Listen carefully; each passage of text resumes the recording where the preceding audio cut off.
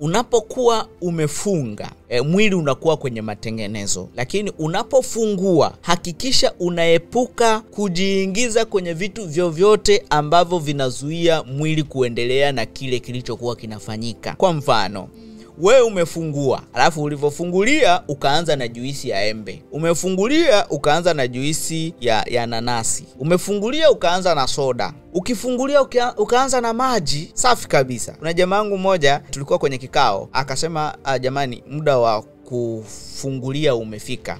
Akasema naweza nikapata hata maji. Nilifurahi sana. Nilifikiria atasema naweza nikapata hata soda. Naweza nikapata hata juisi. Umeelewa? Kwa hiyo niliona wow, huyu mtu anaelewa kitu ambacho anakifanya. Kwa hiyo ukifungulia na maji safi kabisa. Yes, safi kabisa. Nasema huyu mtu anaelewa nini maana ya funga. Ukifungulia haina maana sasa wewe ubadilishe kwamba yani ulipize kisasi. Kwamba kwa sababu mchana kutwa sijala, sasa hivi nalipiza nini? Kisasi. Hapana, unatakiwa uchague aina ya vyakula unavyokula, na hivyo vyakula unavyovichagua vihamasishe lile zoezi lililokuwa linaendelea kwenye mwili wako wakati umefunga.